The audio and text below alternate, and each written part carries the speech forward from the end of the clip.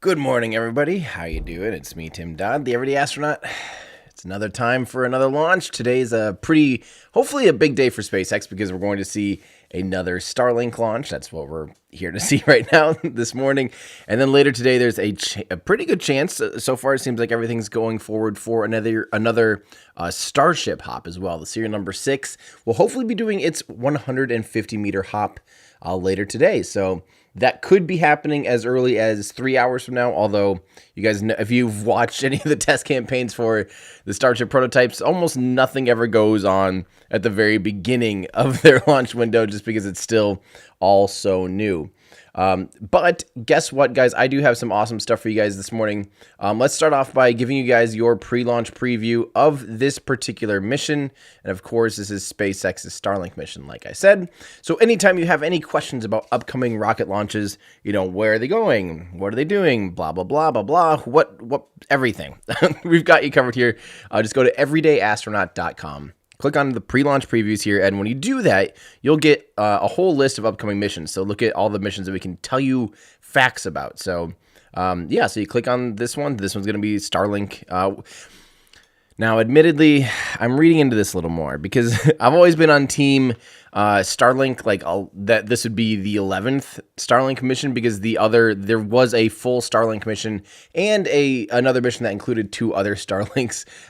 So this is technically the 12th batch of Starlink, and I'm starting to think we just should stop numbering them because the numbering thing is getting out of hand because we're going to be seeing these things launching as quickly as every 2 weeks. So let's just get right into this.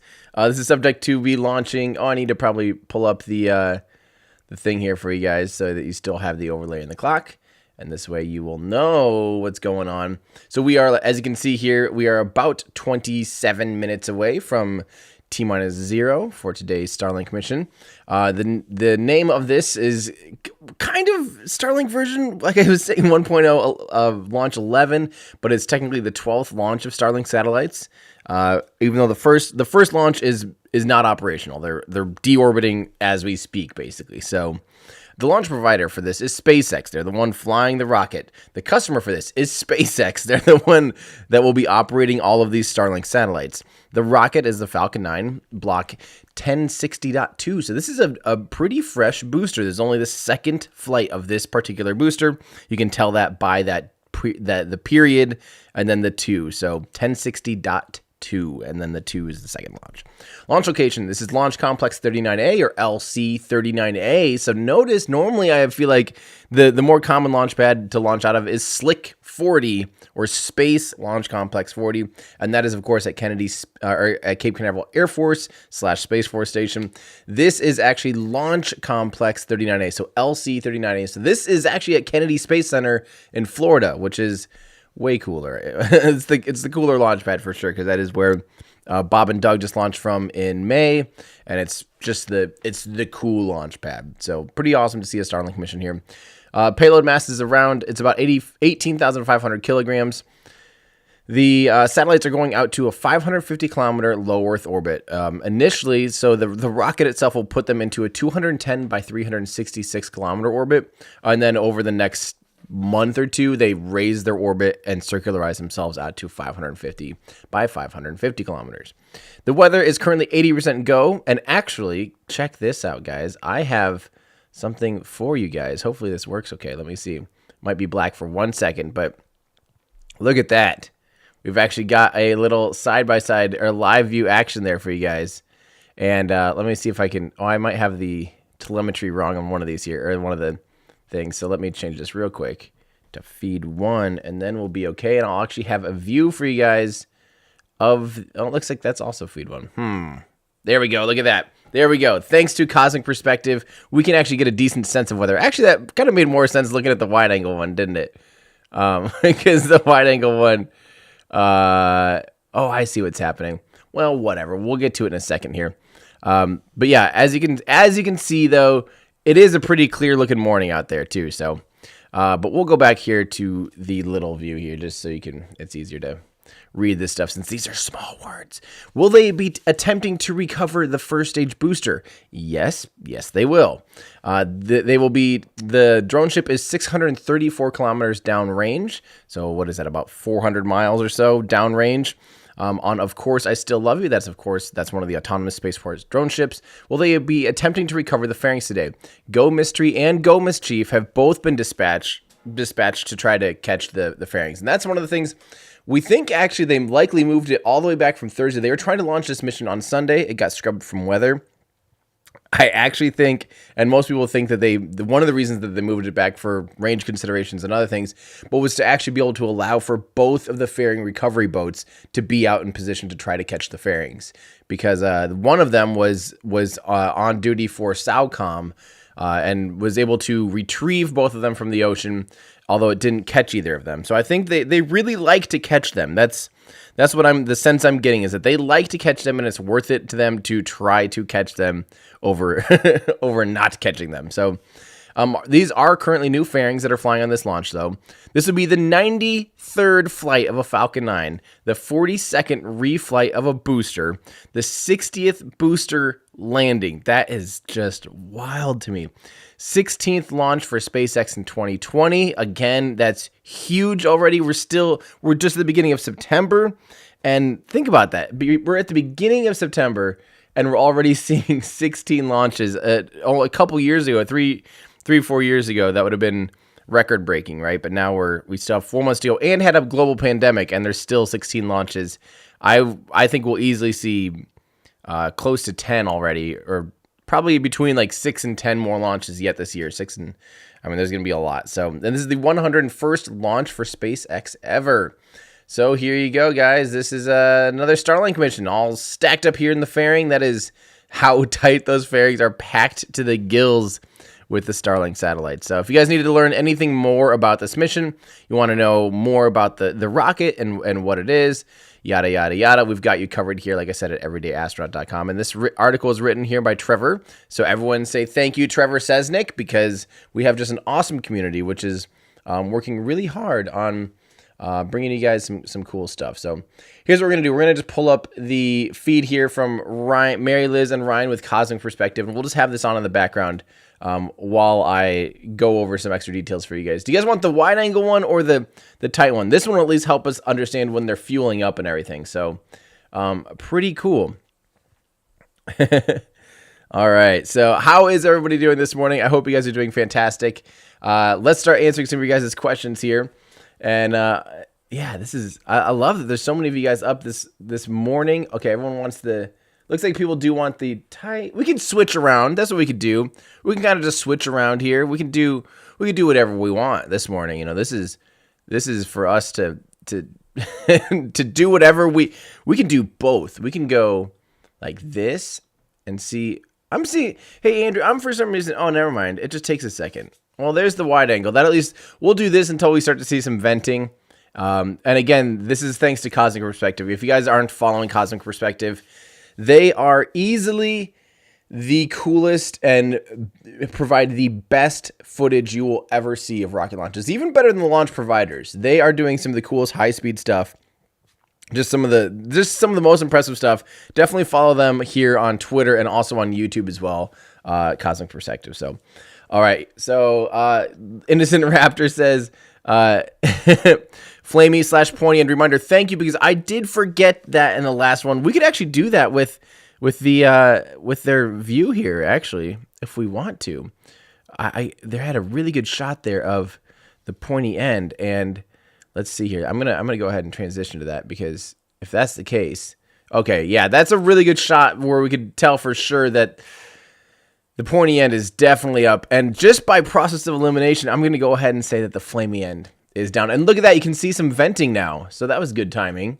So things are proceeding as well. And I also have the launch audio pulled up, although nothing's really going on over mission control. So if we do hear something over the comms, we will hear it.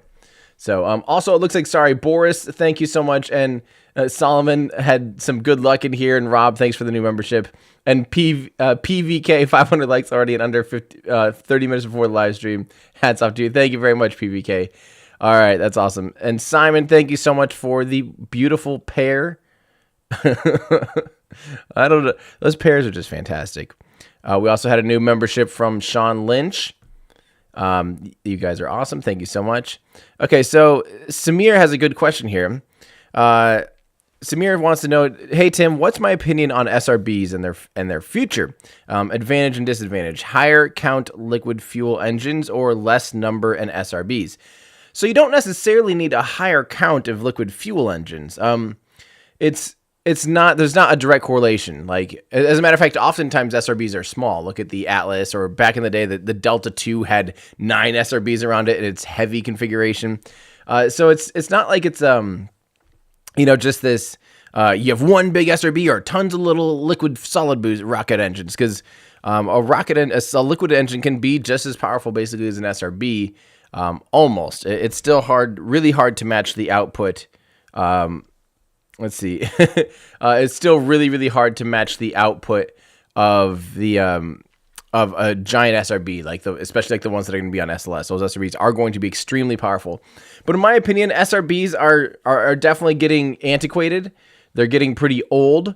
They're dirty. If you guys have watched that video, I made a really, really, really long rundown on how much do rockets pollute, and it took into account factors of their pollution, their CO2 emissions, their greenhouse gas effect, their actual ozone depletion as well.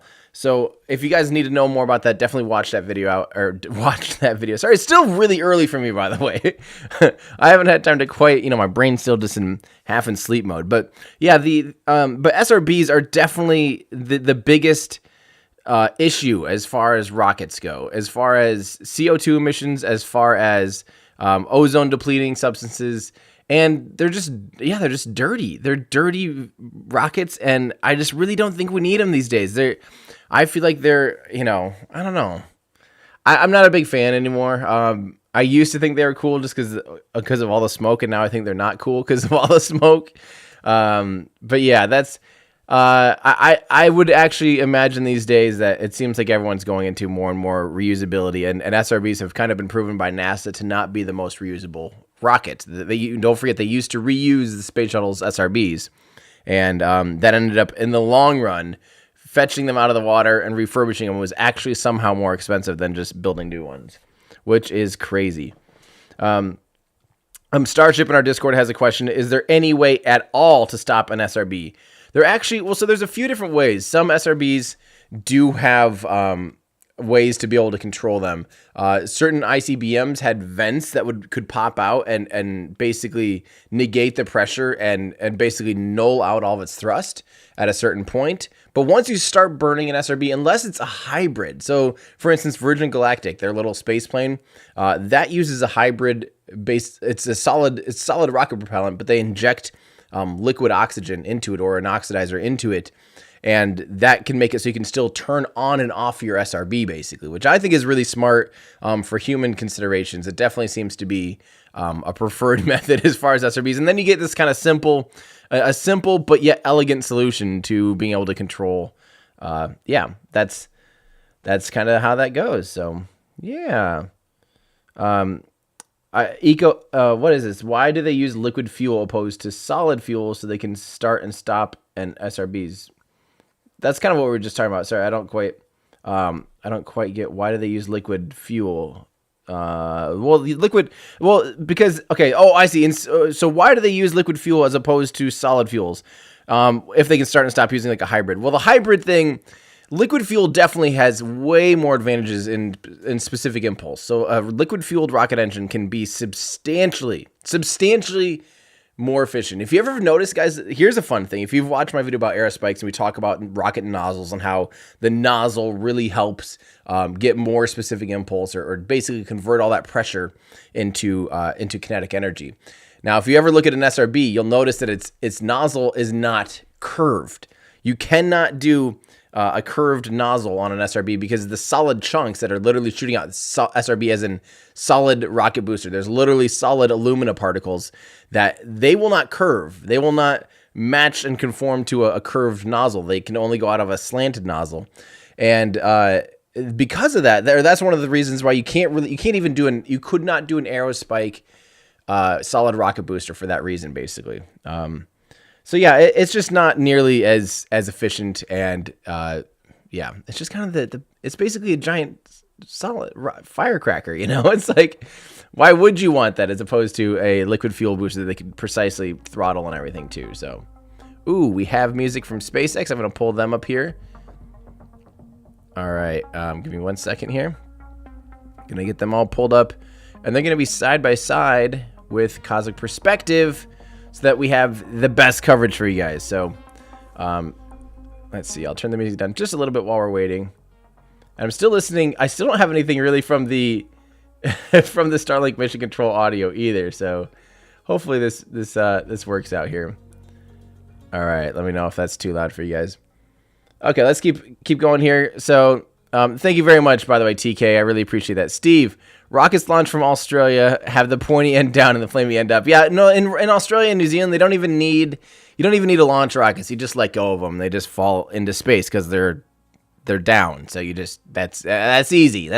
You don't even need rockets launched. You just drop rockets. It's super simple. I don't know why we're not always doing that. Thank you, Steve. Roberto says, will SpaceX someday catch their satellites in order to give them maintenance? With something like Starlink, those satellites are likely only in the hundreds of million or hundreds of thousands, so they aren't hardly worth maintaining, most likely. But in general, satellite maintenance is, and it almost doesn't make any sense to bring a satellite back down unless it's something like, say, in the future, maybe a Starship could grab a Hubble Space Telescope after it's totally defunct and try to return it, to Earth or something and put it in a museum or something. But yeah. Mammoth wants to know in our Discord, are we going to be watching the Rocket Lab announcement today? I sure will. I won't be streaming that or anything. I don't stream announcements. I think that always seems kind of weird. But I will, of course, be watching that. It's going to be a big day, though, between that. We're recording our 100th episode of Our Ludicrous Future, the podcast that I do each and every week. And we have a very special guest today. So it'll be coming out tomorrow, most likely, maybe Saturday, because the guest appearance will be later tonight. So we do have a special guest on Our Ludicrous Future this week. So if you guys want, you'll like who it is. I promise that. So you better be subscribed on YouTube here to Our Ludicrous Future or on your podcast player. You can just go to olfpod.com. Yeah, that you better do that. So yeah, it'll be awesome. Casper, no, you definitely take a better look at the nozzle on an SRB. They're straight. It's conical, not curve. So, all right, guys, here we go. So let's keep going here. So Staff says, all right, hey Tim, not trying to jinx, but what do you reckon the odds are of a rapid unscheduled disassembly today? Well, frankly, very, very, very low. So SpaceX's total success rate is up around 99% now. They've launched. What is it? What are we at? 80. What did we just say? Just a second ago, we had in pre-launch previews how many they've launched. So let's see here. Just double checking. They have launched 93 Falcon 9s and lost 2 of them. So do the math. What is that? 89 divided by 91. Wait, did I do that wrong? Is it 91 divided by 89? I don't know. No, that's something divided by the things, and you do the math and you get the, why is that? That doesn't seem right. Are they at a 97.8% success rate? Well, I guess that's the number. And good news is we do have this ready to go here. So yeah, the odds, especially with the Block 5, has been 100% reliable as far as launching and performing and not rutting and not disassembling. So the odds, I'd say, are very, very, very, very low. Maybe potentially one of the most reliable rockets flying right now. So, and we don't want, obviously you don't want that. That sets back the whole program and sets back progress. But here we go. We're going to listen in here. Good morning. It's Thursday, September 3rd, and you're looking at a live view of Falcon 9 as it awaits its 8:46 a.m. Eastern Time launch from Pad 39A at Kennedy Space Center. Hello from SpaceX headquarters in Hawthorne, California. My name is Kate Tice, Senior Certification Engineer here at SpaceX.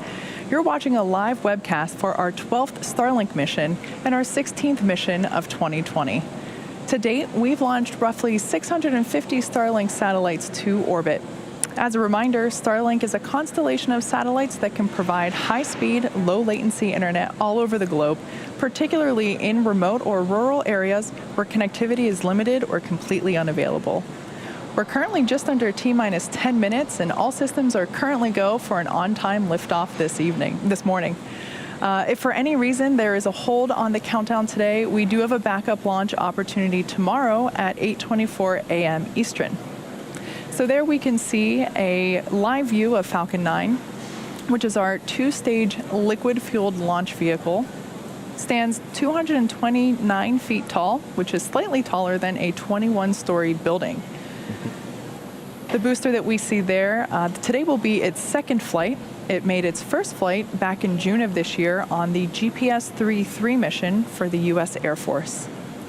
The bottom two-thirds of the vehicle is the first stage. You can see the soot markings left over from that flight earlier this year. The first stage accelerates the vehicle through the Earth's atmosphere into space with the help of 9 Merlin engines located at the base of the rocket. Today, we will be attempting to recover this first stage for the second time. And today we will be attempting to do that on our drone ship, which you see there. Of course, I Still Love You. It's currently stationed 350 nautical miles northeast of the Cape and about 200 nautical miles east of Charleston. Above the first stage is the second stage, which has a single engine called the Merlin vacuum engine, or MVAC, and that ignites after the first stage separates. The second stage is what will carry the Starlink satellites into an elliptical orbit above Earth's surface. After deployment, the Starlink satellites will use their onboard propulsion system to move up to their operational altitude of 550 kilometers. Falcon 9 has been loading propellant since T-minus 35 minutes. As a reminder, we use a rocket-grade kerosene, or RP1, as our fuel, and super chilled liquid oxygen, or LOX, as our oxidizer to power Falcon 9. Currently, RP1 and LOX loading are nearly complete on first and second stages. LOX will continue to be topped off right until the last minutes of the countdown. The stack of 60 Starlink satellites is safely enclosed inside the 17-foot diameter payload fairing, which you see there, the pointed cone at the very top of the rocket. This structure is what protects the satellites from aerothermal heating, aerodynamic loads, and contamination during ascent. Once we reach the vacuum of space, we will jettison those fairings, and the second stage will continue on its journey to orbit. We will be attempting to recover the fairing halves today using our recovery ships Ms. Tree and Ms. Chief. You can see live shots from there on your screen now. At approximately T plus 40 minutes, the team will perform a poll to confirm if we're all good to make a catch attempt today. Of course, weather plays a big factor in that, as well as telemetry from the fairings, such as altitude, position, and speed. We will be ending our webcast following the deployment of our Starlink satellites at about T plus 15 minutes, so we won't be able to bring you live coverage of the recovery attempt. So be sure to check our social accounts for updates on that. Just 15 minutes? Wow. Looks like a pretty clear day there out at Cape Canaveral. With that, the vehicle, the satellites, the range all continue to look good for an on-time liftoff just a few minutes from now. So we're currently approaching the T-minus 6 minute mark. A little update here about our beta testing and speed testing. The Starlink team is still in the beginning stages of our global space-based internet constellation, but we are well into our first phase of testing with our private beta program, with plans to roll out a public beta later this year. For those who have shown interest in participating in our public beta by signing up at starlink.com, be sure to stay tuned for details on that. As employees have been using Starlink, the Starlink team has been collecting latency statistics and performing standard speed tests of the system. This means that we're checking how fast data travels from the satellites to our customers and then back to the rest of the internet. Initial results have been good. They show super low latency and download speeds greater than 100 megabytes per second. That means our latency is low enough to play the fastest online video games. And our download speeds are fast enough to stream multiple HD movies at once and still have bandwidth to spare. But our network, of course, is very much a work in progress. And over time, we will continue to add features to unlock the full capability of that network. We also have a bit of exciting news.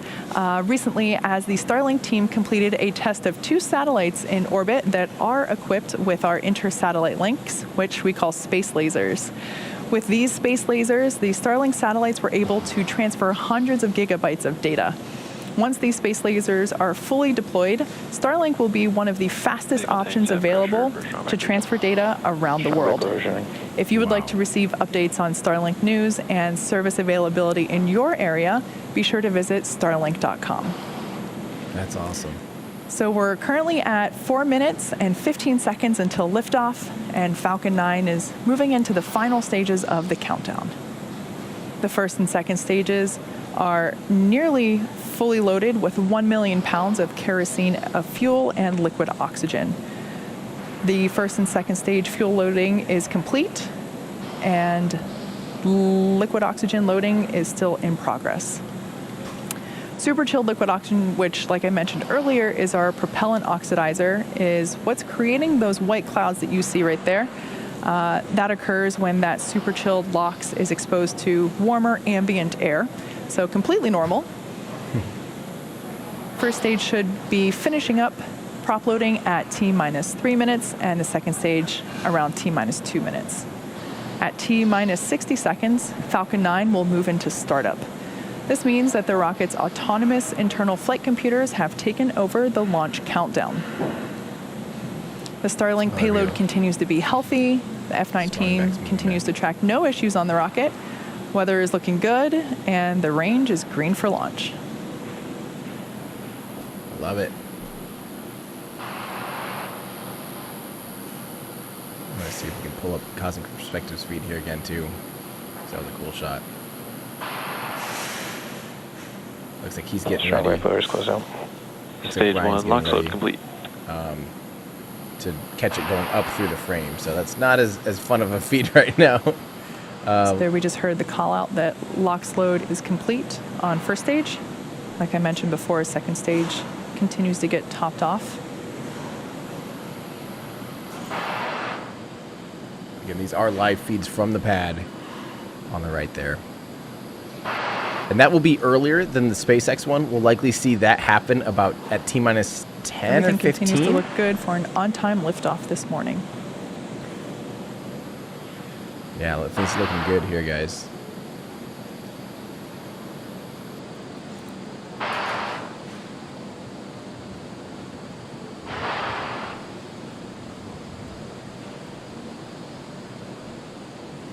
All right. So Stage 2 LOX load close out. I think this goes without saying. Of course, Razimbot, yes, I will be absolutely signing up for Starlink. I would love to have that. On second stage is now complete. As a backup Falcon network 9 here. is now fully loaded with 1 million pounds of liquid kerosene and super chilled liquid oxygen. What is that, like 450 Ground gas metric closeout tons. discerning.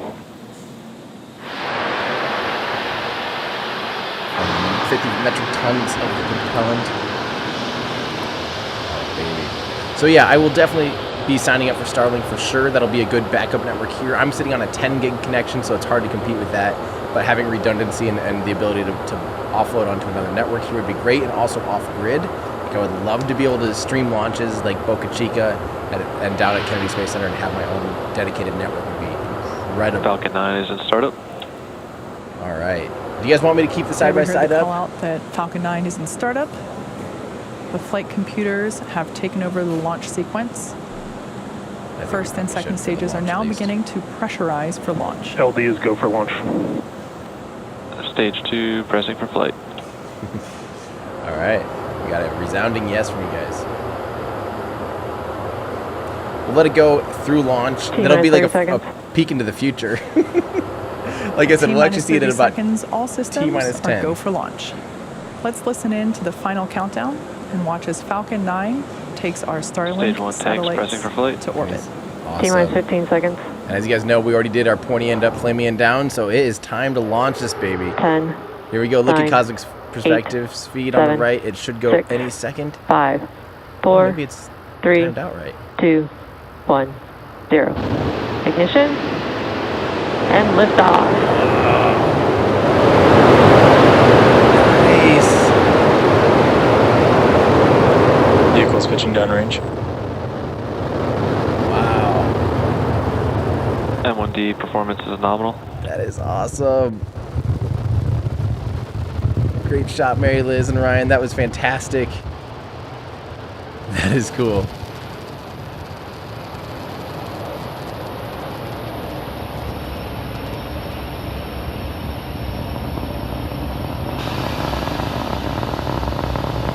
Look at that baby. It's shaking. Successful liftoff for Falcon 9 from pad Power 39A and telemetry nominal. at Kennedy Space Center.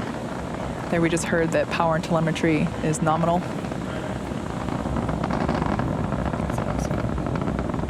Moments ago, we began to throttle the 9 Merlin engines that you Mach 1. see.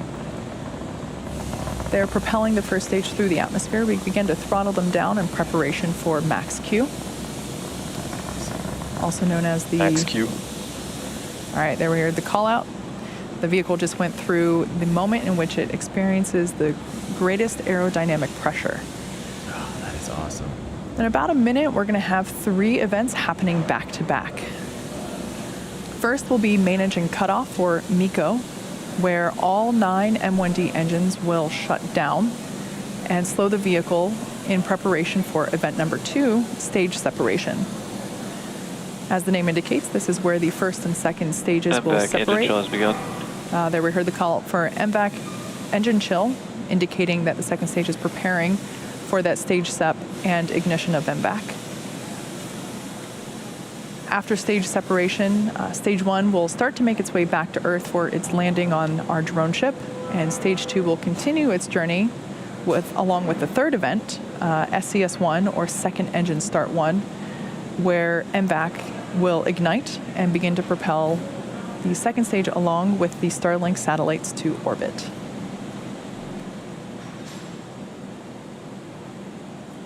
Expecting MECO in about 10 seconds. Everything's looking fantastic so far.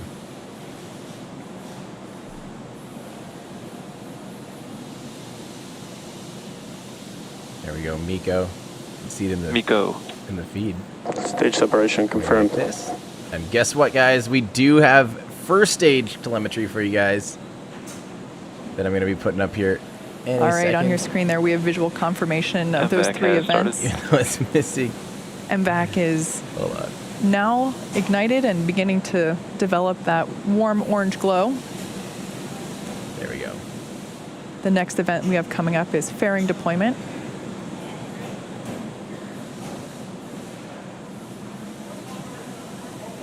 Fairing separation confirmed. Yes. There on your screen, we now see those 60 Starlink satellites.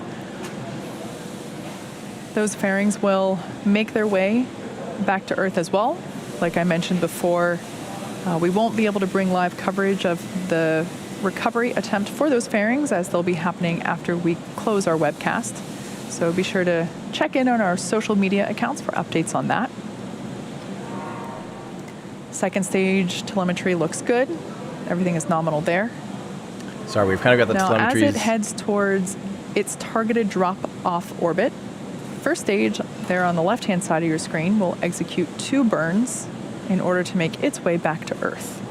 I got the 2 telemetries left and right backwards because stage 2, we're showing that's SpaceX's actual telemetry of the second stage.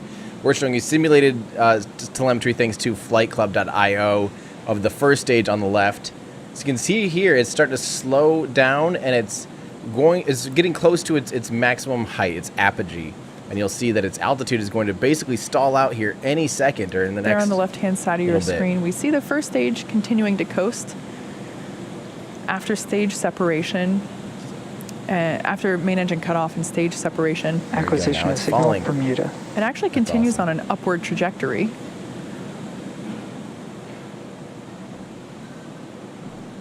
Its maximum height gets about 132 kilometers, and right about now it should have reached its apogee and now beginning to make its descent, coasting using its grid fins. Both And vehicles are following nominal trajectories. good call out there, indicating nominal trajectory. Everything's looking good for both the first and second stages. Like I mentioned before, first stage will be performing 2 burns, the first being the entry burn, where 3 of the M1D engines will reignite. This helps to slow the stage down as it re-enters the upper part of the Earth's atmosphere. About 2 minutes later, the second stage will happen, or excuse me, the second burn will happen, and that is the landing burn. And this is where a single engine will reignite and bring the vehicle's speed down rapidly as it prepares to land on our drone ship. Look at that, guys. That Today's is landing attempt will be with the drone ship Of Course I Still Love You, which is currently located 350 nautical miles northeast of the Cape. Look at that. That is slow-mo replay footage from Cosmic Perspective from earlier. How cool is that? The 60 Starlink satellites that we have on board today will be joining our constellation of nearly 700 already on orbit. Again, these satellites are designed to provide high-speed, low-latency internet to us Earthlings. This is especially useful in places where good internet is hard to access or impossible. So not only rural areas, but thinking about airplanes and ships will also be able to Stage 1 receive FTS is saved. high-speed, reliable internet.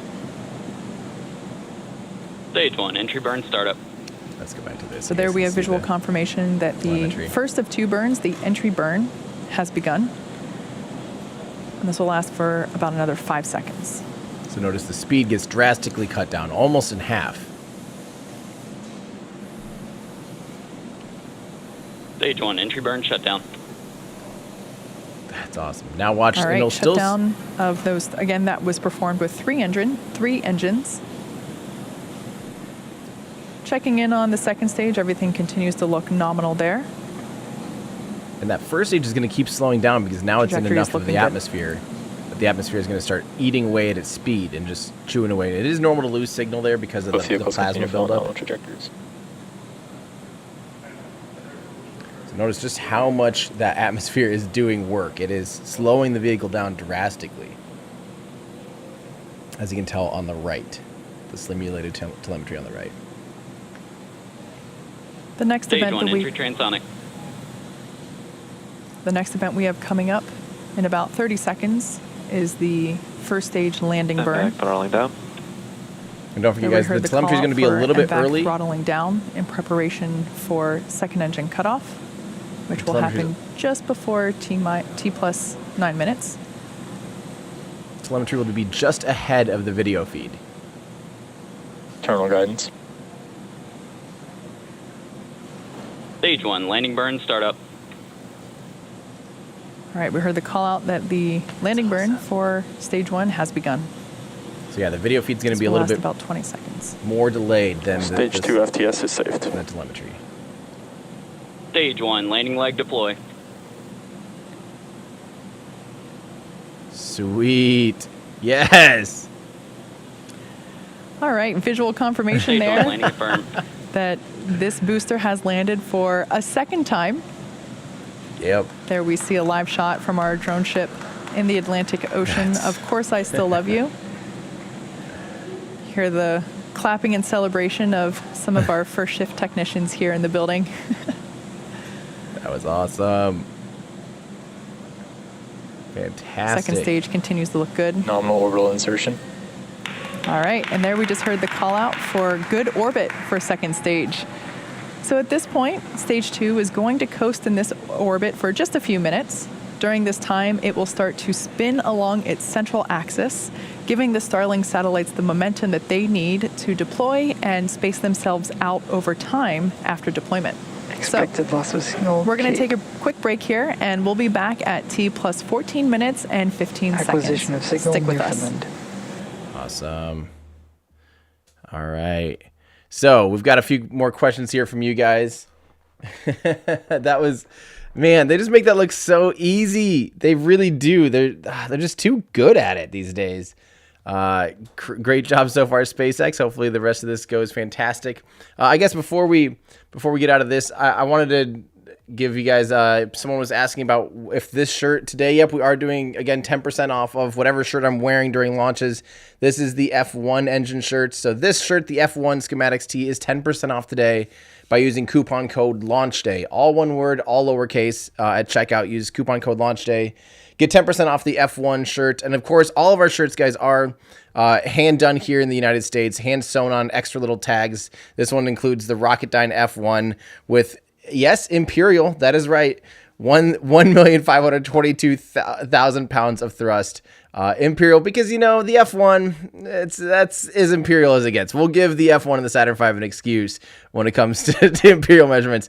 But if you guys want to help support what I do, go ahead and just shop around on shop.everydayastronaut.com. Get yourself some awesome merchandise that helps us continue to upgrade and pay the people doing the awesome things like Cosmic Perspective behind the scenes, helping to bring you guys extra awesome footage of these missions. So yeah, help me out and help them out and help us just continue to make the best products for you guys by going to shop.everydayastronaut.com and use coupon code LAUNCHDAY, all one word, all lowercase, to be able to get 10% off your own F1 t-shirt today. All right, thank you guys. And let's keep answering some of your guys' questions here. Let me go to this so you can. All right, this is from Tim. Yes, I just did this myself. Hey, Tim, do you have any more music coming out? Actually, literally just last week got the masters for the first 2 songs of 27 Merlins. It is being mixed and mastered actually by this, if you listen here. So in the background of the SpaceX stream is Test Shot Starfish. I'm working with the same producer to be able to bring you guys a better sounding mix and master of my own music. So that will be released here. Hopefully, we're making good progress. The publishing process still takes about a month or 2. So hopefully it'll be up here. My goal is to have it up before like the holiday season, basically by November. So yeah. So yes, there will be more music, and it will be published everywhere, iTunes and all that stuff. So this is from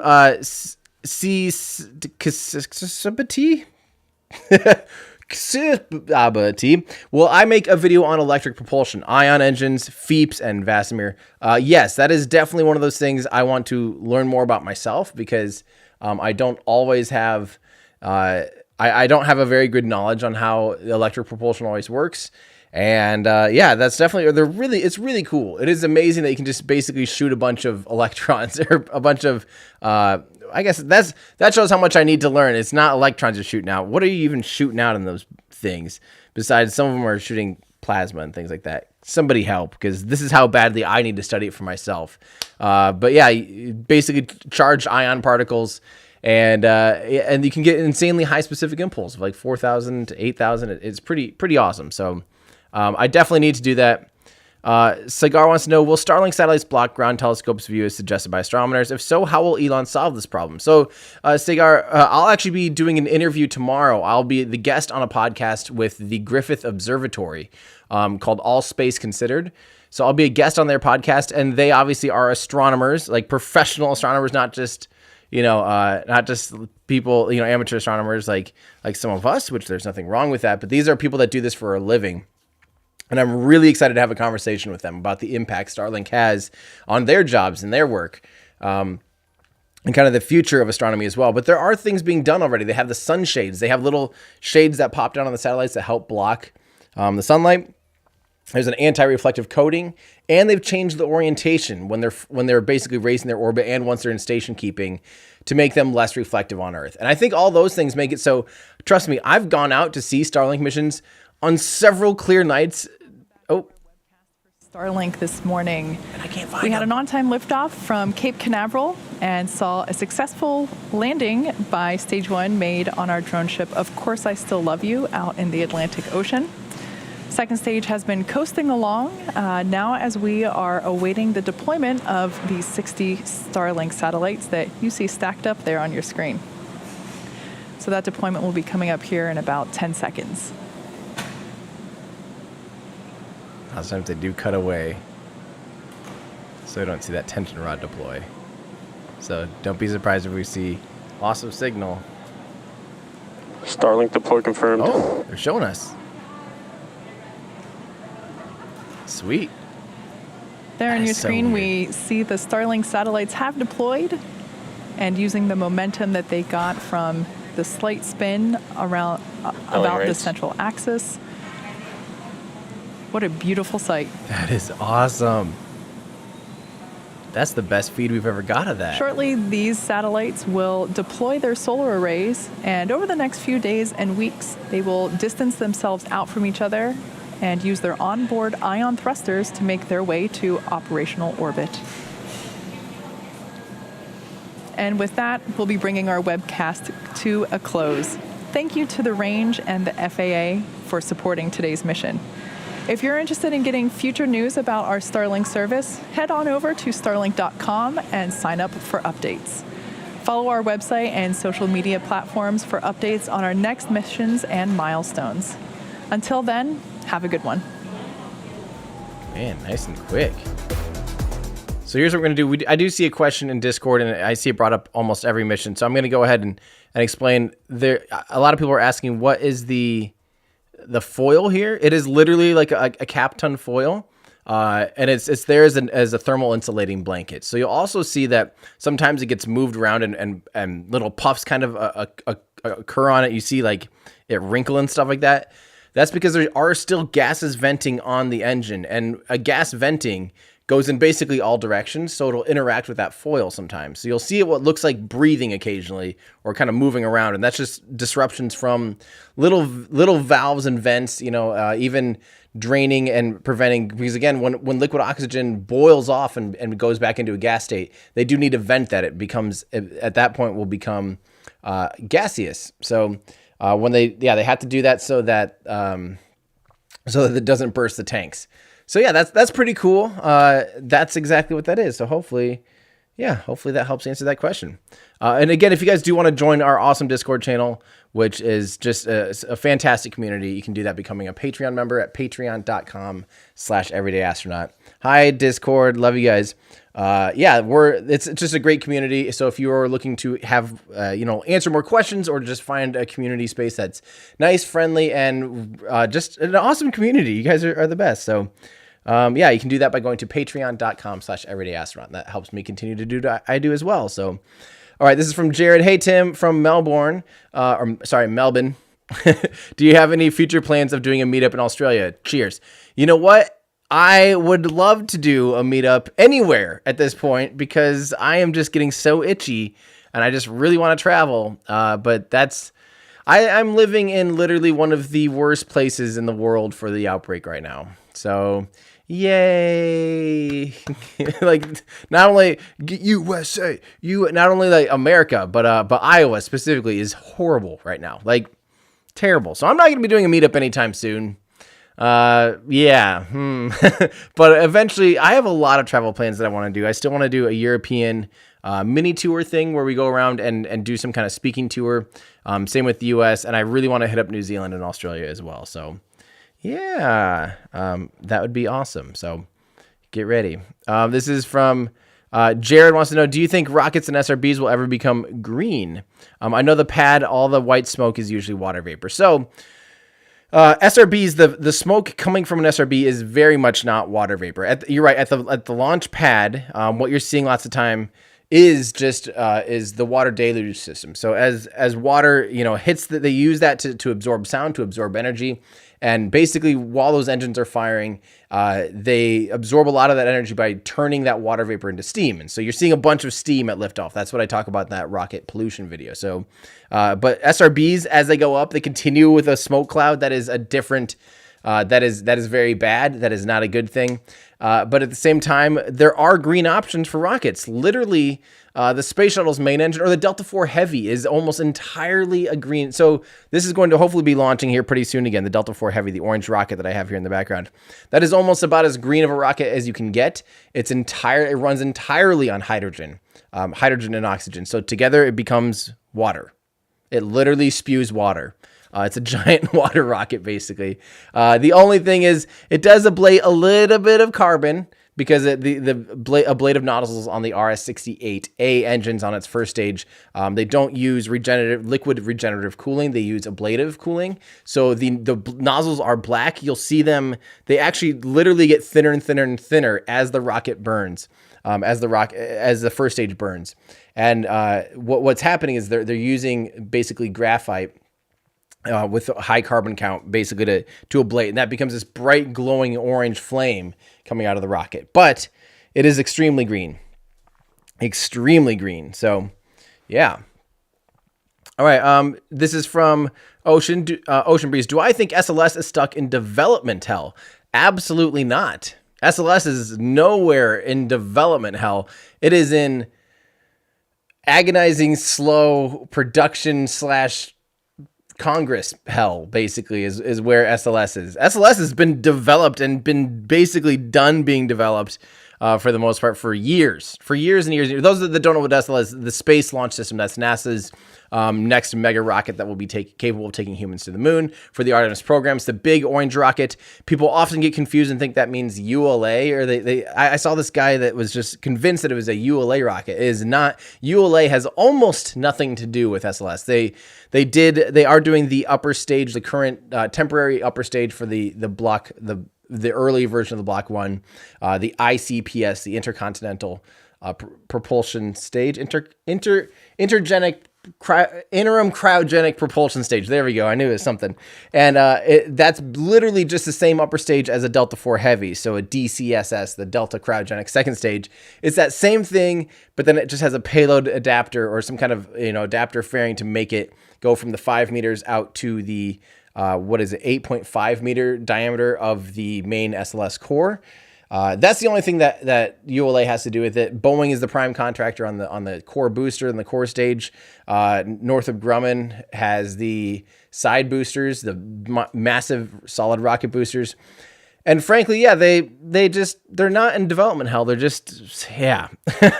I will be, the great news is we're almost done with a video breaking down all of the costs. Don't forget, part 1 of SLS versus Starship kind of talked about how they're developed, why they're developed, and why the two programs exist at the same time. Part 2 is giving a full-blown rundown on Artemis versus Apollo. So I will be telling you guys why the Artemis program exists, will it be better than Apollo, and really breaking down the real cost of SLS, the real cost of Orion, and comparing that to the Saturn V and the Apollo capsule. And I think that will help you understand too a little bit of this. But I wouldn't say it's stuck in development hell. It's just yeah, it's just stuck in frustration land.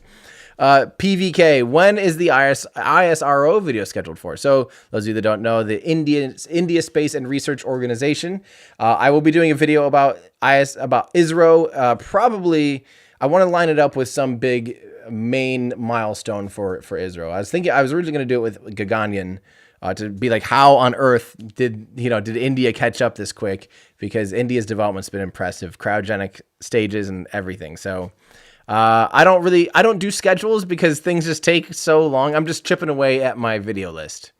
And my video list takes forever because I make that. But the good news is we have decades worth of video content to produce. So, it'll happen when it happens, when it's done. Ashuman says, hi Tim, any guess on what Rocket Lab is announcing? Yes, Rocket Lab has a live stream today, which I'm really excited for. I have no idea, and that makes me super, super excited. I don't know. That's shocking because they just had their return to flight. And not only that, just about a month ago, they kind of talked about how they have a block upgrade. So how they are basically able to they went up from the Electron rocket here, originally could take 225 kilograms to orbit. Now it can take 300 kilograms thanks to basically updated batteries and a bipropellant third stage, their kick stage. So I don't know what they're going to be doing today. I honestly have no idea. Yeah. Mammoth in our Discord channel wants to know, is methane okay for flight, like SpaceX or Blue Origin? Methane is much better. Again, you just need to watch the video about rocket pollution. Those of you asking about rocket pollution and stuff like that, watch that video. I break it all the way down 100%. Methane is better than RP1 and not quite as clean as hydrogen. The only thing it releases is CO2 and H2O. So the good news, and so CO2 and water vapor. The good news, though, is that the CO2 can be recaptured in the atmosphere. So that's kind of fun. You could literally recycle it. So yeah, that's true. Oh, I'll bet you it is a Venus mission. That's a really good, I'll bet you Rocket Lab today is announcing a mission to Venus. That would be awesome. That's a very, very good guess. Philip says, satellite maintenance. There's a project to attach new RCS modules to satellites that are out of fuel but otherwise working. Yes, no, that already it's not a project that has happened already. The MAV what is it? Vehicle extension. Hang on, and that's Northrop. Mission extension vehicle. There we go. So yeah, the mission extension vehicle has already been a thing. And here, let me show you guys this. We talked about this in Our Ludicrous Future. Again, if you guys need to know more about all this stuff and you're just kind of curious about everything going on ever, we do have you covered. Each week I do talk about space news. So we did talk about this year when the mission extension vehicle for Northrop Grumman went and flew up to another satellite. This is Intelsat 901 that you're seeing a picture of. That flew up to this. It has these little claws that reach into the engine bell of the satellite, and then it holds on to it via the engine bell, and then literally can help re-steer and be able to continue. Because the thing is, satellites always need just like a tiny bit of propellant to be able to do perfect station keeping. So just to make sure they're perfectly where they need to be, it's just these little tiny every now and then, but eventually you run out of fuel. And that's the main limiting lifespan for satellites, is just station keeping, to be precisely exactly in the sky where you need to be, especially for, geostationary satellites like this. So there is the mission extension vehicle by Northrop Grumman, and it was completely successful. I'm trying to see if they don't really seem to have other pictures of it, of the actual mission extension vehicle, but it is super cool. That's one of those things that I'm definitely looking forward to. That's one of those things that will be, I think, really big in the future, is being able to reuse those. So the Twininator asked, does the second stage stay in orbit? No, they deorbit, especially on low Earth orbit missions like this. They will deorbit the second stage and then re-enter in the Indian Ocean. Just pretty much on this one, I wouldn't be surprised if they're able to do that almost on the first orbit. I mean, that would be nuts if they were totally done with the rocket in the first orbit. But lots of times, yeah, they just turn it around and then they slow down a little bit. You only have to slow down about 2 or 3%. And then that's enough velocity to lower your orbit back down into the atmosphere, where then the atmosphere will take care of the rest and destroy it. And they do have an exclusion zone of where the stage will be re-entering. The other thing is, on geostationary transfer orbits or other missions where it's really high energy, they'll kick it out into a graveyard orbit and just where it's just dead. And there's lots of graveyard orbits apparently. Josh says, thank you, Josh. Aloha brada, Tim, 2:32 a.m. here on the islands. Keep up the great work. Every need a hillbilly to strap a candle to. Let me know if I ever need a hillbilly to strap a candle. I will let you know for sure. That is awesome. Thank you very much, Josh. That means a lot.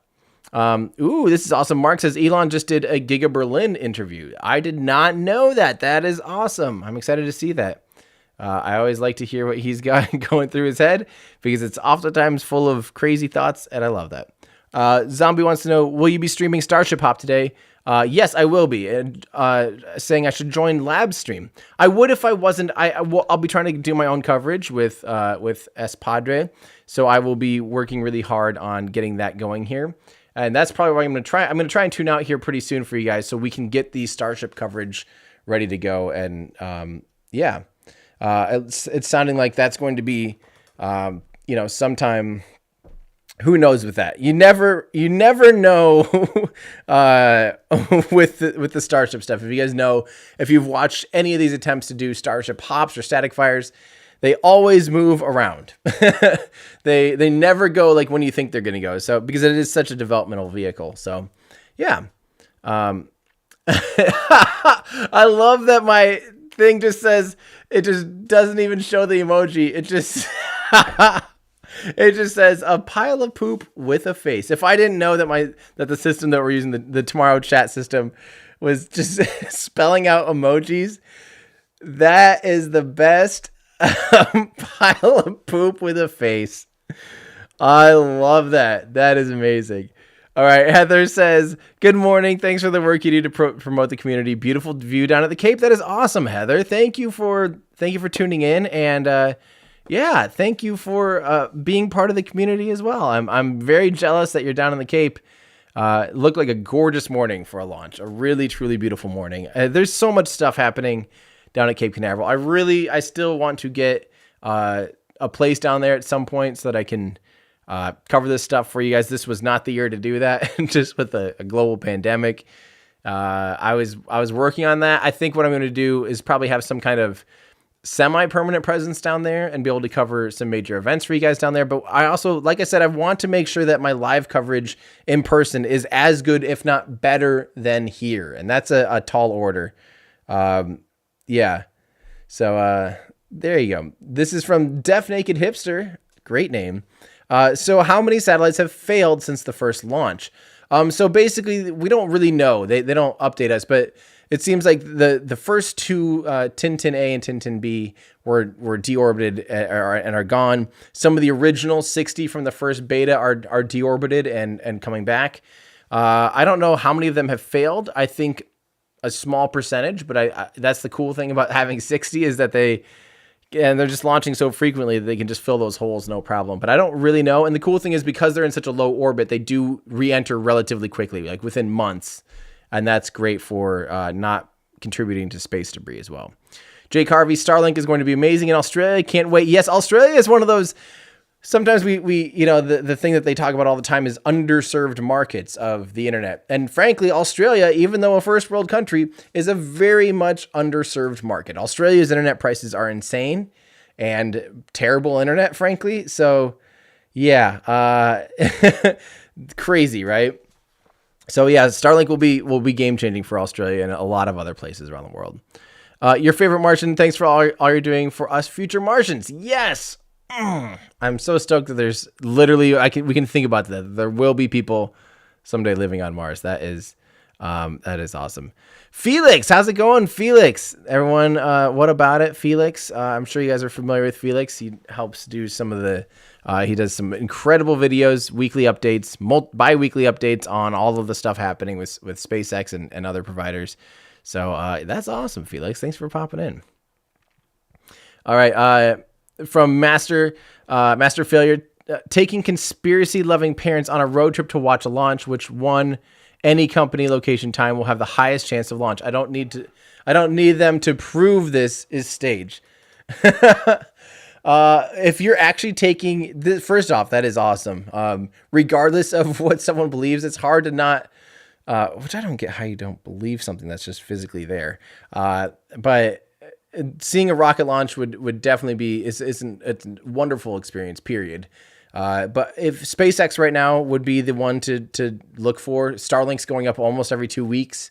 So you're never more than 2 weeks away from a launch. So if you can book out a week or two of your life, to go hang out in Florida, which is not a bad idea in general, then yeah, I would definitely say Starlink launches are probably the best chance. And these days, I mean, they're going off, like I said, you would have a hard time going down to the Cape right now and not seeing a launch within a 2 week window for sure. So yeah, but if I were you, My word of advice, if you're going to see a launch, this is to anyone that wants to go see a rocket launch someday. If you see that it's published, say you're 2 weeks away, and I would not book your trip until as late as possible. The closer to the launch that you can leave, the better, because it will never go earlier. The launch has historically almost never gone earlier than the published date, like period. And you don't want to get there. And so I've had some people be like, yeah, the launch is on Friday, so I got here on Monday and I leave Saturday. No. You should get there on Thursday or Friday, right? The day of the launch, even depending on what time the launch is, and give yourself like 5 days behind the current launch date, because there's a very good chance of that launch date slipping. Not only for potentially, weather obviously is a huge constraint, but also sometimes there's little things where like, we need a couple more days to review some stuff, and that's fine. So just know, like, what I tell people is if you can get away with not booking your flights, and if you can have flexible dates on your hotel as well, don't book your flights until the week of almost, if you can. I know that's a big ask, but trust me, if you really want to make sure you actually see a rocket launch, you need to do it that way, just because there's so often they just scrub and they move to the right. So it's better to get there as close to the rocket launch as possible and have as much time after as a backup. So yeah. There we go. So this is from Agricola 4. Hey Tim, how long does the second stage stay in orbit after deployment? Sorry, yeah, we just talked about that. This one will be re-entering the atmosphere because it is a low Earth orbit mission, so no big deal. It won't stay up in space very long. Aaron wants to know, how does the second stage nozzle cool down so quickly after SECO when there's hardly any atmosphere to lose temperature to? That's the thing. It's not using convection. It's not transferring the heat to something else. It's radiating the heat away. And so the thing you have to remember is that even though it really quickly goes from glowing hot red down to not glowing hot red, that is heat radiating off of that nozzle bell. And the difference between glowing hot red and then not glowing hot red is probably a few hundred degrees Celsius, before it looks relatively cool to the touch. But it probably takes a few minutes for all the heat to radiate away and for it to be cooled off. But yeah, once there's not a heat source heating up that nozzle, then it will go to what would eventually, it'll radiate away and reach its equilibrium, where the only heat source will be from the sun. The other side, when it's in the shade, there'll be no heat. There'll be nothing to keep it warm. So it will just constantly be bringing heat on one side and offloading it on the other. So yeah, that's how that works. Brian, thanks so much, Brian. Jeez, awesome coverage. Love the support of space fans for space fans everywhere. Thank you so much, Brian. Your support is always very, very much appreciated. That means a lot. Let's see. It's going to be a big day, by the way. I'm really excited for the Starship hop too, so it'll be a good day. Beetle 0077. I have seen non-live YouTube launch videos with surround sound. Is it possible to webcast a live rocket launch with surround sound? So like 5.1 and Dolby and stuff, like it's really hard. We might be able to someday, but I don't know. So non-live, definitely watch Cosmic Perspectives video feeds, because they oftentimes, Mary Liz Bender will use this. It's a microphone that has multiple diaphragms on it that are pointing in not random directions, but in specific directions, to give you this really good sense. I forget what kind of mic it is, but it's really cool. Yeah, I don't quite remember what it's called. But it gives you that sense of being there, because you can hear like birds flying behind the soundscape and stuff. So it's really cool. But I don't know about doing it live. I'm sure it could be done, but maybe we'll look into that. Andrew, note it. Christian says, I've seen Starlink in the sky, and I live in Sweden. Keep up the great work, Tim. That is awesome, Christian. Yeah, like I said, I've gone out to see some multiple times, even taking like family out to be like, okay, let's see a Starlink train. It is relatively hard. It seems like they're getting really good at mitigating the brightness of the satellites, because especially once they're in their operational orbit, I can't hardly see them, so. Tension rod on live stream donation. That is awesome. I like that, the tension rod. We'll give it to the tension rod. Thank you very much, Jared. Christian says, I meant Starlink. Yeah, totally. I totally got you. Thank you very much, Christian. From Cameron Davis. Any thoughts on Rocket Lab's announcement shortly? Yes, I like I said in Discord, they were talking about it being. I think it might have to do with the Venus mission. If, in my opinion, they've been talking a lot about Venus. This goes all the way back from. I had an interview with Peter Beck. I'm trying to think of which one it was. I think it might have been. I had an interview with Peter Beck on their launch pad at LC2, their Launch Complex 2 at Wallops, Virginia, last December. And that's when I think that's the first time I really realized that Peter Beck loves Venus. And he's like, why don't you do a Venus mission with me? I'm like, okay. I think it was then either that or it was on a Skype call. But yeah, he loves Venus. And I know they actually do want to go there. Now that they have a more powerful upper stage, they can send a payload to Venus, which is really cool. So yeah, I think it might have to do with that. Oh, awesome. Neil Price, this is one of my absolute best friends. Neil, that is very generous. Thank you so much. That's awesome. Yeah. Hey, Neil. How are you? I miss you. Philip says, speaking of SLS, do we have a date for the full mission duration for the 4 RS-25 hot fire at Stennis? So that's why I was confused because, hang on, let's just look it up here. SLS Green Run, they call it. Date. I thought it was really soon. Wait. January 30th? That can't be right.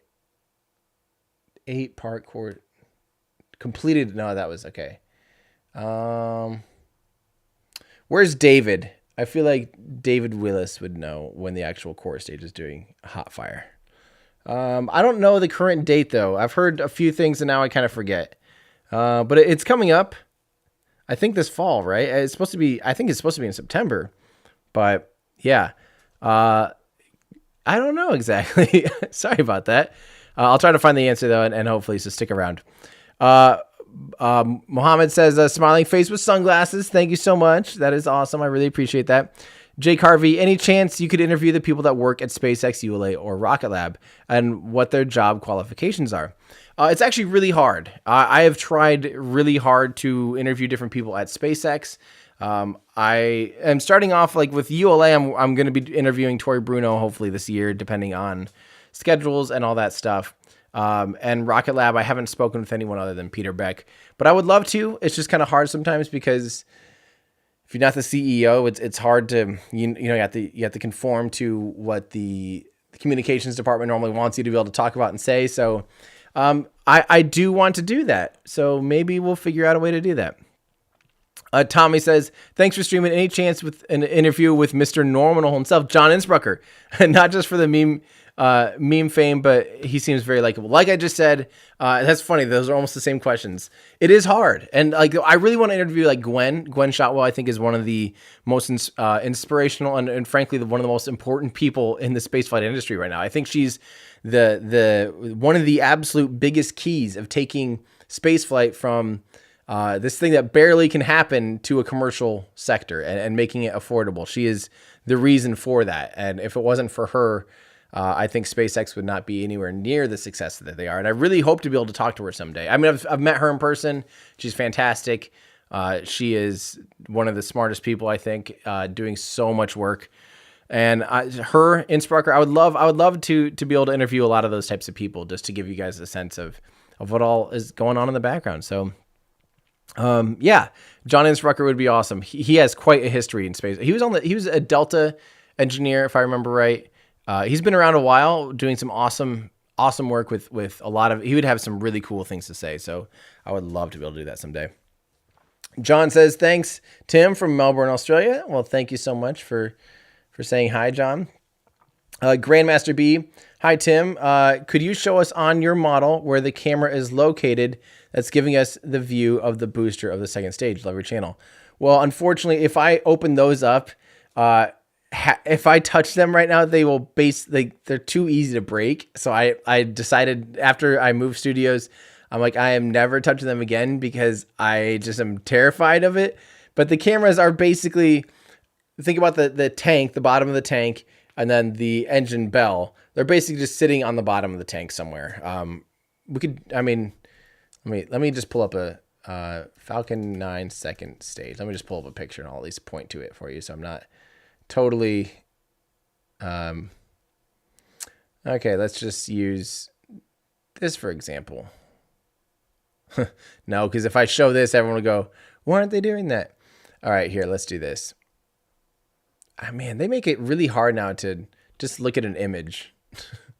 Open image in new tab. Just give me the image. All right, so check this out. This is an old picture or old render, but it'll do the trick. Here you go. So basically the cameras are somewhere down here along the bottom edge of the second stage tank. Ignore all this other stuff. This is a very old render of a Falcon 9 and the original Crew Dragon capsule, or maybe this is just the regular Dragon capsule, but this might have been I think this was actually the original Crew Dragon capsule. Yeah, it is, because they wanted to reuse the second stage, which is exactly what I said I didn't want to talk about, because now everyone's going to ask, why don't they reuse the second stage? I already have a video on that, and the answer is Starship. That's why. Let me see if there's got to be a better picture of it, but it's basically, yeah, here we go. Here we go. This would be better. Oopsies. What am I doing? I don't even know how to computer. Okay, so this is Falcon Heavy upper stage. Nope. No, it's not. I don't even, okay, this will be good enough, whatever. So, yeah, it's basically like along the bottom of this tank here, kind of where, see some of these protrusions here on the tank itself, the raceways they're called.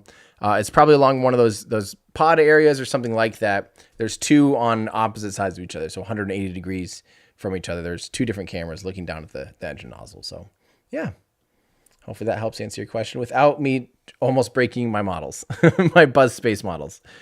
All right, this is from Eric. Love your streams. When's the serial number 6 next hop attempt? Today, we don't know. Last I heard was 10, but that's very likely to change to something later. I wouldn't be surprised if it's already moved, if it's not 10. So just stay tuned. I will be putting up a live feed with our camera as soon as we kind of see action. As soon as the tank is starting to clear, or as soon as the pad is clearing, that's when I send the crew out there, and then we'll go live basically then to hopefully see it happen. So yeah, so stay tuned today. I have a link already on Twitter to that. It is an unlisted link because we don't know the exact time, and when we don't list the time, people freak out. And when we do list the time, people freak out. So that will go live though once we have a better chance, or once we kind of have a better understanding of when. Tim, can you rewind to T plus 3 minutes and 45 seconds? There's a big object, not the fairing, spinning away. Let's investigate. Anytime, I should just be getting the habit of anytime you guys see anything on camera. Okay, let's see here. This happens almost every single time. I think you're looking at, this happens almost every single launch. It is just a chunk of solid oxygen. We see that literally almost every launch. We could even look at the last launch. What was the last launch? Falcon. Here, let's show you guys. There's so oftentimes something, ice chunks falling away. This vehicle is full of liquid oxygen, and as it vents out, it can become solid oxygen, because if it's in the shadow, or even when it's not in the shadow, sometimes you'll just see solid chunks coming out. Let me just show you the last mission. That was Falcon. Falcon had that exact same thing. Let me pull this up real quick here. I'm gonna try and find it. It's right around that same time frame that you were just talking about, though. I'll probably just have to play it, but it's you see this very, very, very often. Yeah, that's such a cool mission. Okay, let me show this to you. So just watch that second stage. Once it's done firing, I think right now it's doing the boost back burn. But yeah, we almost always see this. And the first time I remember seeing it was December of 2018 on booster 1050. There was that ice chunk, and that happened to be the one that the grid fin failed. And so from then on, everyone thought that was a piece falling off the rocket. And no, that was just ice. It was just simply ice. So anytime we see something falling away from the booster, there's like I said, there's just chunks of ice all over this thing. It is really, really cold. And notice it's really cool too. You can see on the left side here, you do actually see the exhaust plume of ascent. So it's actually going to be falling back towards this exhaust plume that it just ascended through. But if I remember right, get ready, we will see that same chunk of ice. I should just do a video. What is this UFO flying off of a Falcon 9 rocket? And be like, it's not an unidentified flying object. It's an unidentified flying object. This is an IFO. It's identifiable. We'll keep that up there while we keep answering questions. Let me know if you guys see it. Would I fly a New Shepard? This is from Lucian. Would be so awesome. I would fly a New Shepard, I think. I think New Shepard is one of the few rockets that I would consider with little hesitation flying on, because I'm definitely risk averse. I don't really have a high... maybe we missed it already. It must have... Did we miss it? We must have missed it. But it definitely happened, I think, right? Oh, there it is. Yep. Ha ha ha ha. There we go. So yeah, same thing. Just a little bit of ice. It happens almost every single mission. There you go. But yes, I absolutely would fly on New Shepard. That's this guy. I think it looks nice and safe and simple, and I hope that they start flying it again. They have not flown it yet this year, which is weird, and I really hope it does happen again. Thank you so much for your tip there.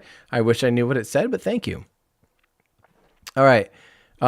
You're welcome, Beetle. No problem. Thank you for your tip.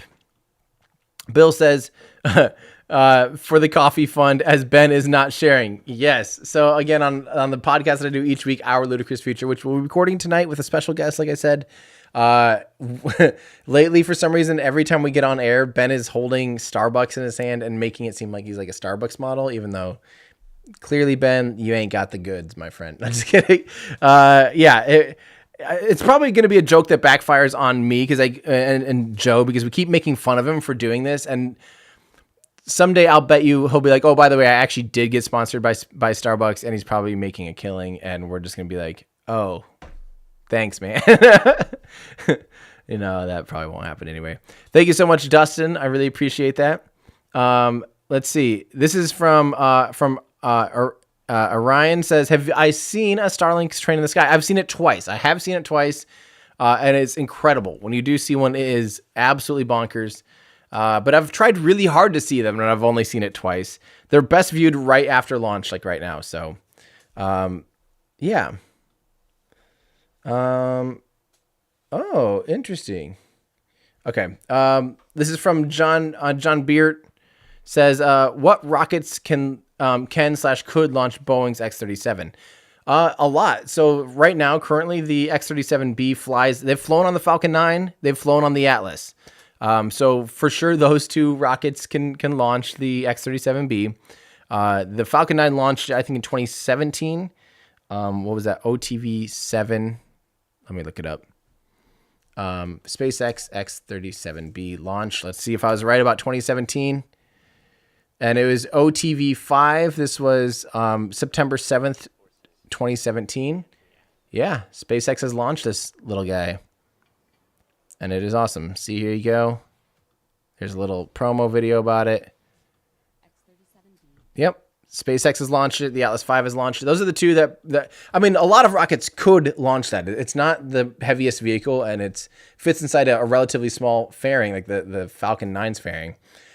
So realistically, realistically, a lot of rockets could launch it. But as far as those that can handle high-end national security launches like this, and kind of these top secret missions that whatever is happening is happening, it seems like SpaceX and Boeing and ULA are really the only ones that can launch it. So this is from Matt. Great work, Tim. Ever putting the suit on again? Absolutely not. You'd have to. I really just don't even. I just have no desire to put that. I have not put it on in almost 2 years.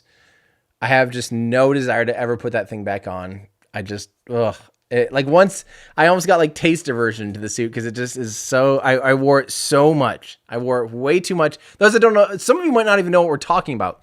I still own a Russian high altitude flight suit, and I used to do everything in this high altitude flight suit because it looks it's very similar to the pumpkin suits from like the space shuttle. And I started off as a photo series called Everyday Astronaut, where I'd run around taking kind of juxtaposition-y photos of myself. Here, let's just look up let's just look up what happens when you type in everyday astronaut photo series. Let's see here.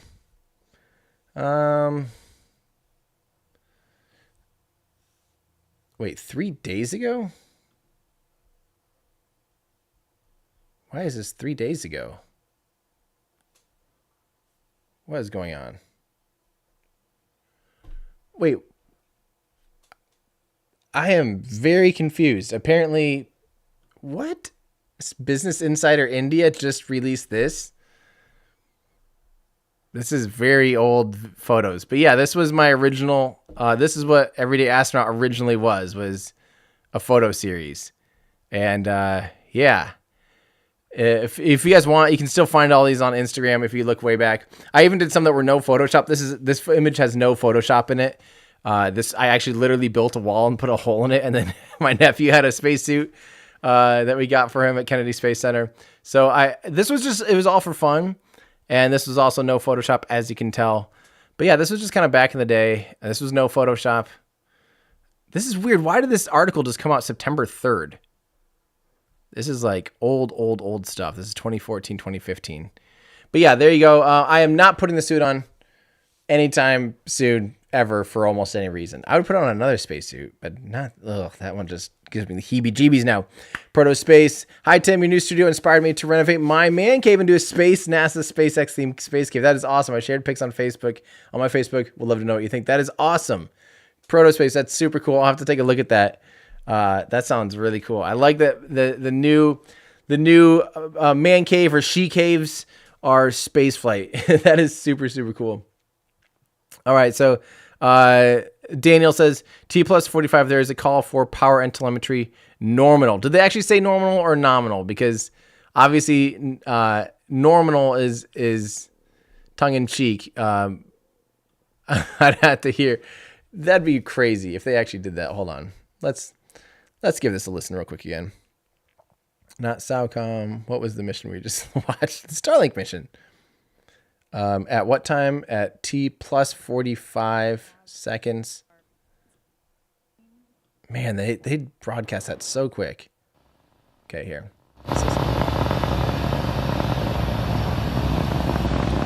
Successful liftoff for Falcon 9 from pad Power and telemetry 39A nominal.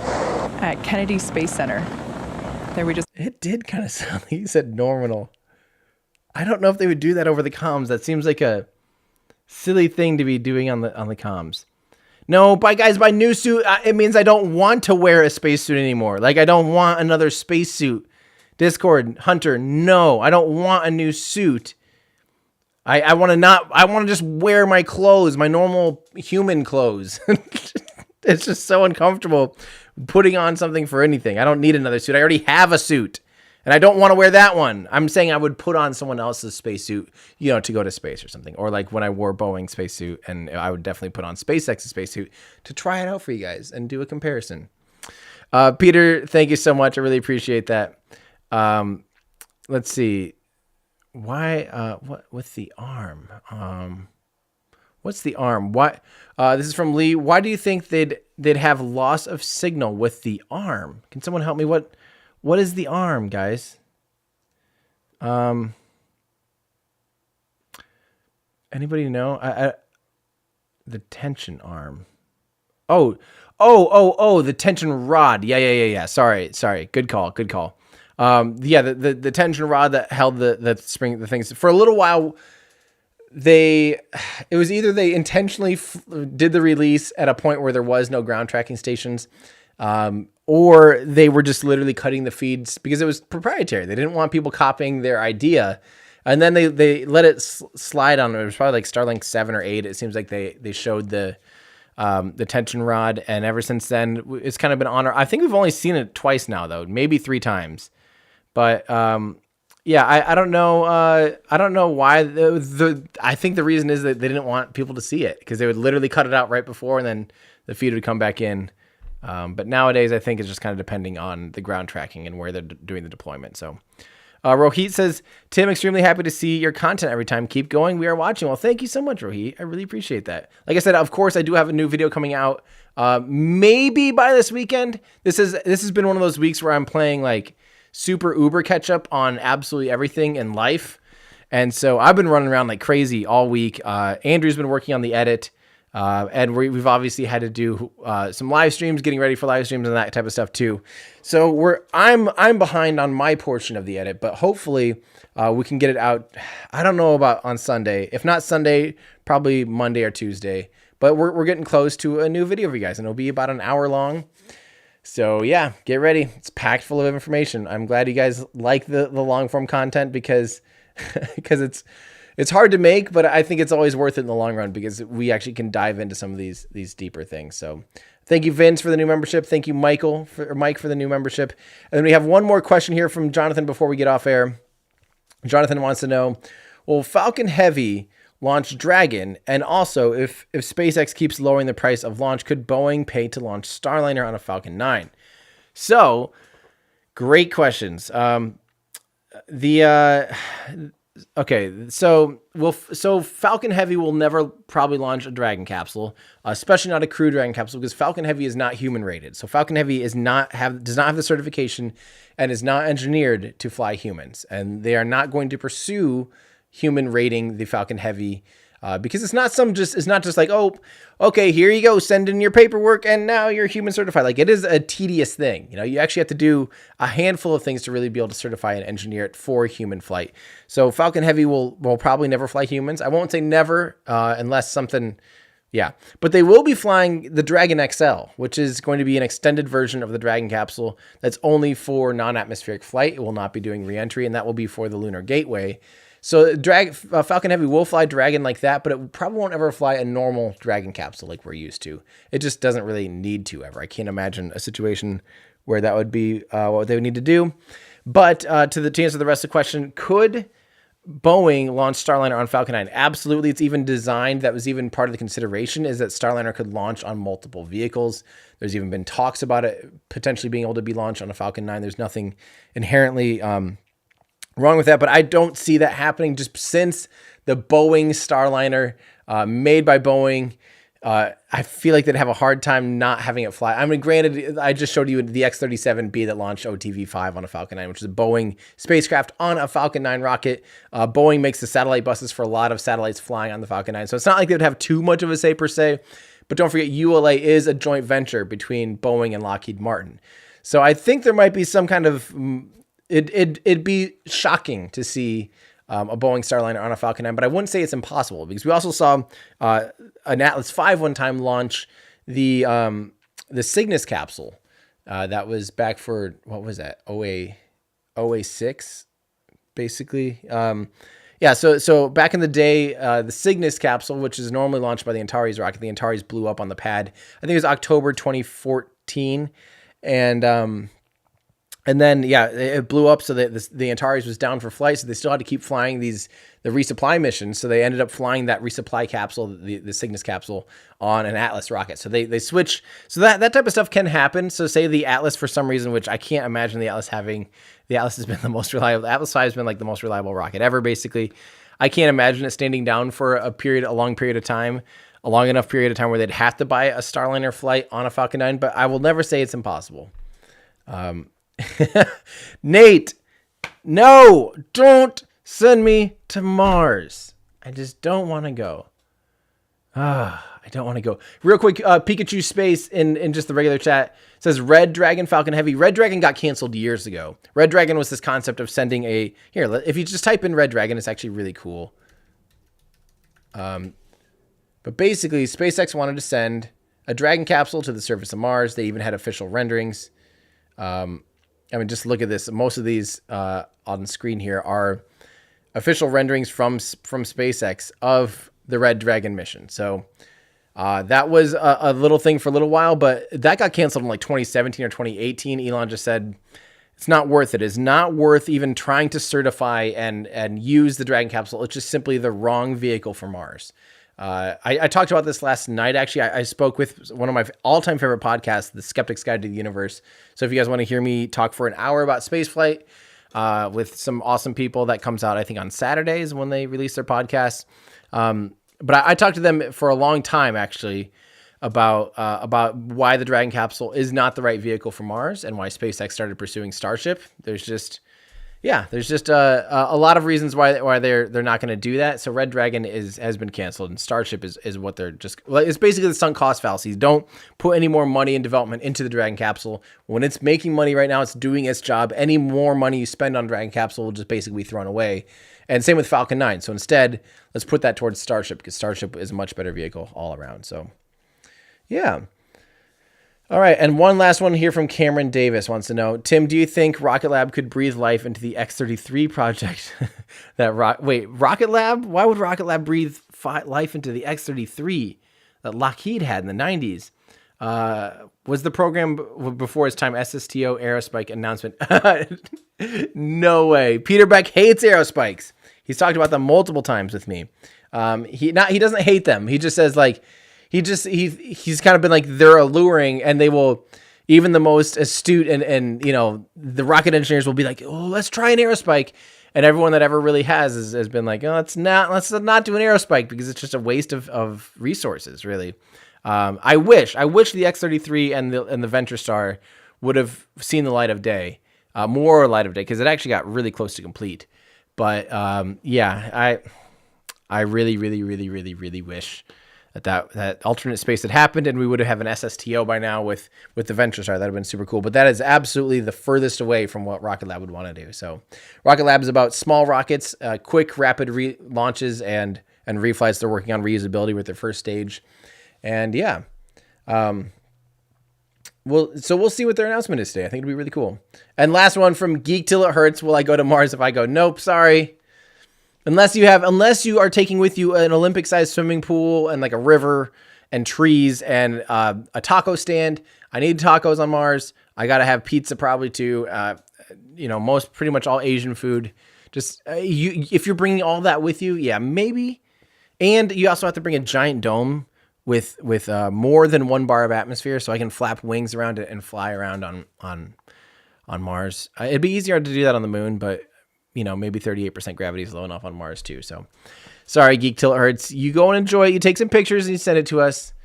But all right, guys, I think this is time. I'm going to get set up and get ready for the hop. So if you guys, again, if you want 10% off of this shirt today, this is the F1 shirt.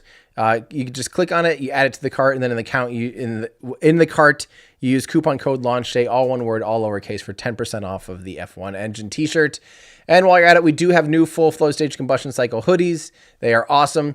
They're oversized and super heavy and comfy. These are like the most premium sweatshirts we can possibly make. Again, all made here in the United States, hand printed and sewn on custom tags and all that cool stuff. They're super awesome. And they're, like I said, they're really thick. They're oversized. They're big and cozy and comfy. They're awesome. So if you guys want to help support what I do, head on over to shop.everydayastronaut.com. And yeah, just click around, find something cool for you, your friend, a loved one, or maybe just start adding stuff to your Christmas list or your holiday wish list, because we have to start thinking about that already, because, it's September now. So now we're going to see everything transitioning into holiday season already. Jeez. And one last one, from Matt. Matt, you snuck in here. He is not going to Mars. He would have to wear a suit again. You're right. I don't want to wear a spacesuit. Don't make me wear a spacesuit. I've been there, done that. I just don't want to do that. Is that too much to ask? All right, everybody. That's going to do it for me. I'm Tim Dodd, the Everyday Astronaut. We will see you in just a little bit, hopefully later this morning or late, maybe early afternoon. Who knows? But serial number 6, we will be here to cover that hop for you guys. So that's going to do it for me. I'm Tim Dodd, the Everyday Astronaut, bringing space down to Earth for everyday people. Goodbye, everybody.